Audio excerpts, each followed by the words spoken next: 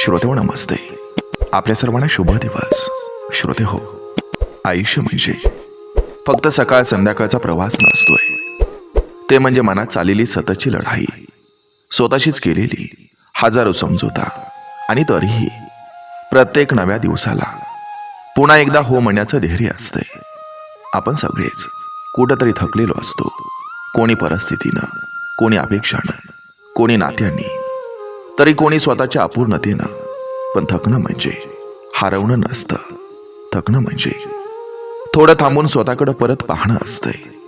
श्रोते हो, अर्थपूर्ण जगणं म्हणजे मोठं यश, मोठं घर, मोठं नाव मिळवणं नव्हे, तर दररोज झोपताना मनात थोडी तरी शांतता असणं. आपण आज कोणाचं तरी ओझं नाही, तर कोणासाठी तरी आधार ठरलो याचं समाधान असणं. श्रोते हो, जीवन हे आपल्याला नेहमी हवं ते देत नसतंय, पण जे देतं ते आपल्याला घडवत असतं. काही वेळा ते आपल्याला वाकवतं, काही वेळा थांबवतं, आणि काही वेळा पूर्णपणे मोडून टाकल्यासारखं वाटतं. पण खरं सांगायचं तर याच क्षणातून माणूस मजबूत होत असतोय. श्रोते हो, आपण गमावलेलं, आपल्याला न मिळालेलं, आपल्याकडून हिरावून घेतलेलं, याच्याकडे पाहून आयुष्य मोजायचं नसतंय. कारण खरंच जगणं आपण किती वेळा पुन्हा उभं राहिलो यावर ठरत असतंय. किती वेळा आशा सोडली नाही यावर ठरत असतंय. श्रोते हो, प्रत्येक माणसाच्या आत एक शांत पण मजबूत प्रवाह वाहत असतोय.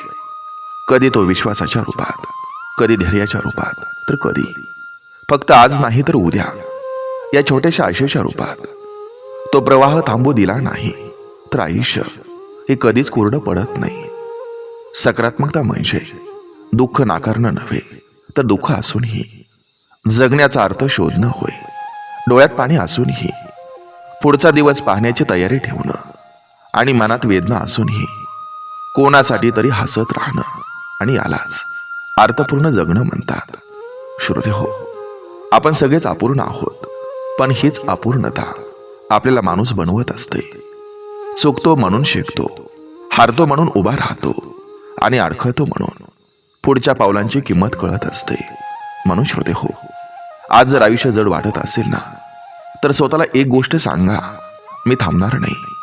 कारण अर्थपूर्ण जगणं परिपूर्ण असण्यात नाही, तर प्रामाणिकपणे पुढे चालण्यात आहे. आणि ही वाट जरी कठीण असली ना, तरी ती सुंदर आहे, कारण ती आपल्याला स्वतःपर्यंत पोहोचवत असते. बघा, पटतंय का? पटलं तर नक्की विचार करा. चला, आजही आपल्यासाठी सुंदर विचारांची ही शिदोरी, ही मालिका अशीच पुढे घेऊन आलोय. चला, करूया सुरुवात सुंदर विचारांना, सुंदर सुविचारांना.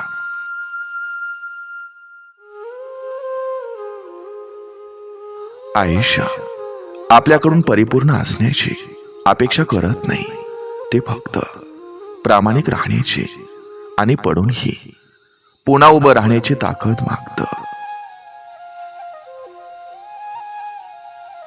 आपण जे गमावलं त्यावर रडण्यापेक्षा आपण अजूनही उभं आहोत याचं भान ठेवणं हे जास्त महत्वाचं असतं.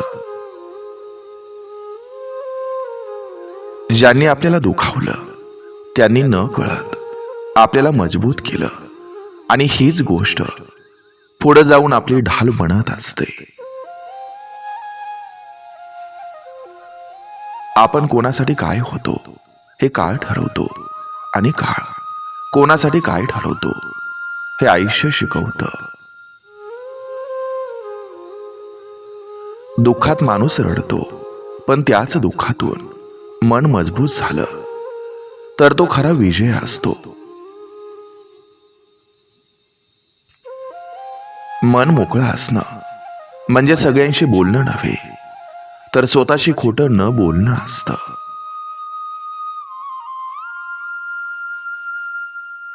आपण ज्या लोकांसाठी उभं राहतो तीच लोक आपल्याला एकटे सोडतात, आणि तिथूनच आत्मसन्मानाचा खरा अर्थ कळतो.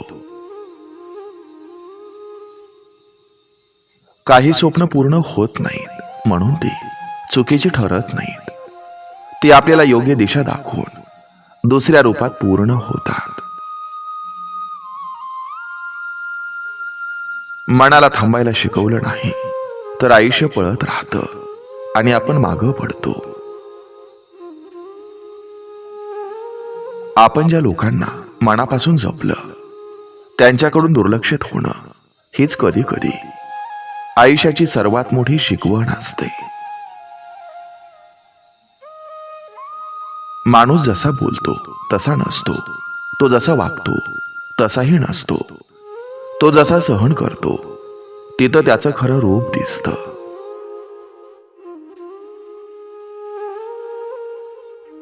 जीवनातील काही प्रश्नांची उत्तरं ही शब्दात नसतात. ती उत्तरं काळ, अनुभव आणि शांतता हळूहळू देत असतात. आपण जे सहन केलं ते कमी नव्हतं, पण जे अजूनही हसत आहोत तेच आपल्या ताकदीचं खरं प्रमाण आहे. सगळ्यांना आनंदी ठेवण्याचा प्रयत्न करताना माणूस स्वतःलाच विसरतो आणि ते विसरणं सगळ्यात मोठं नुकसान असतं. कधी कधी माणूस हारतो, तो परिस्थितीमुळे नाही, तो हारतो कारण त्यानं स्वतःवरचा विश्वास हा गमावलेला असतो.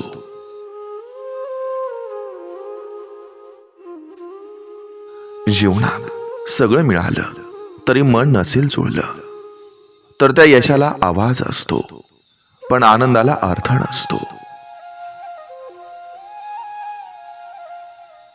मनाची जखम भरायला औषध लागत नाही, तिथं समजून घेणारी उपस्थिती लागते आणि ती फार थोड्या लोकांकडे असते.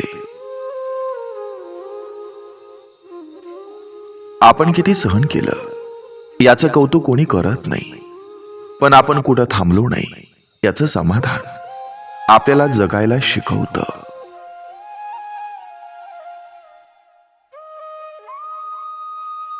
वेळ प्रत्येकाची बदलत असते. काहींना हळूहळू शहाणं करते तर काहींना हळूहळू एकटं करते.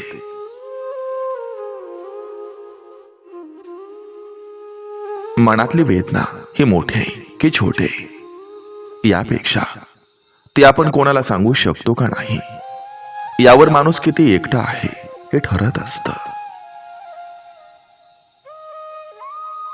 शांतता म्हणजे सर्व प्रश्नांची उत्तरं मिळणं नव्हे, तर काही प्रश्न उत्तरांशिवाय स्वीकारण्याची ताकद मिळणं होय. आपण ज्या लोकांसाठी स्वतःला कमी केलं तीच लोक पुढं आपल्याला कमी लेखतात. म्हणून प्रेम करताना स्वतःची किंमत कमी होऊ देऊ नका.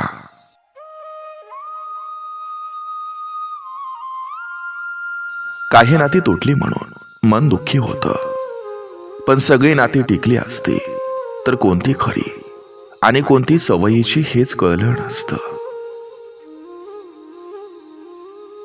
आयुष्यानं दिलेलं प्रत्येक अपयश हे शिक्षण असतं. ते एक आरसा असतो ज्यात आपली तयारी, आपली सहनशक्ती आणि आपली खरी ओळख दिसते.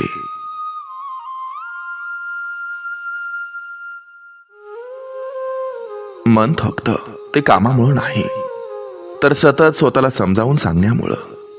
आपण योग्य आहोत, आपण पुरेसे आहोत, आपण कोणासाठी तरी महत्वाचं आहोत हे स्वतःलाच पटवून देताना मनाची खरी दमछाक होते.